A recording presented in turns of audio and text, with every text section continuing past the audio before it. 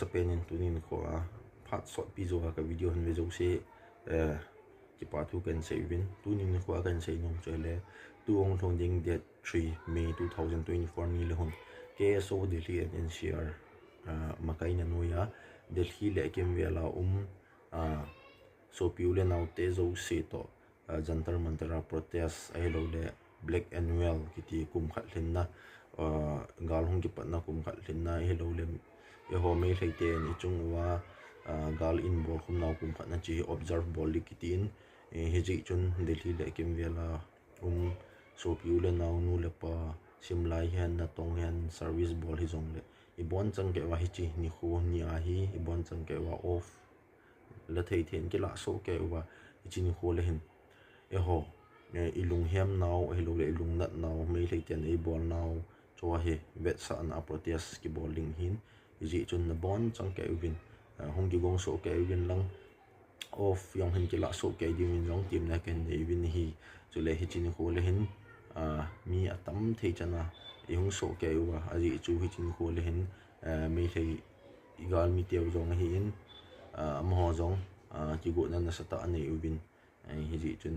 mo no hi mi atam thei chana hung diu hi win mun khat ma hi in amun hi tha khat he wanga cha chom choma ki bowling hin boi ne hung so mai thei hi lo le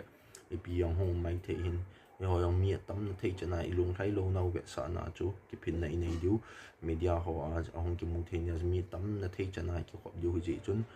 vel la tip na ken ni kin hi na tong hian lang le khasim hian lang ko hi zong le of in ki la so ke wa hung so ke diwin ke ni sa ni hi apa ni le ni la lang pung ni pat pung a chen hong hi ding hi in hi ji chun nampi ngai lut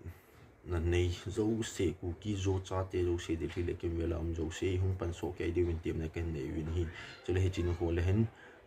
hi chin ho ading a hin ki sa tong ong ki simin ke so de le NCR ten hi chong hi order yong hong jing na line tu chana ha ki la lo hon jong ne hin contact jing theu hin hong ki la jing theu hin ku ki NP de le office mun ai ni sia ki hom jing in hi cha yong hong ki la jing theu hi chule chin ho le hin thil yong kip lung thai lo na ve sa na yong za chom thil hi ki bowling hi in ji chun mun dina Delhi le kim vela zo si ti ni le hin hung so ke devin tim na ken ni hi chule jin khol hin tam thei chana ki su to diu ni khat le khai sim lo le ni khat nai to lo mana chu boi ding hi in langa nam piu boi na ho cho hi hon langa hi thei chana ilum lai lo nau hi media ho hen lang protest wa hi vet sa je ngai ji chu Delhi hi center pen hin capital khat India chu lai hi thili ha bol chana hi min nong ha hen hin ji chun Delhi le kim velam zo sin yung pan so ke diwin avel in tip na le het sa na ken in hi ti sa rom chu to a kya hi hin che black annual ki jin zo yong le hoi ta kan kap ding hin a dei nong le in order thei u he nan order thei u he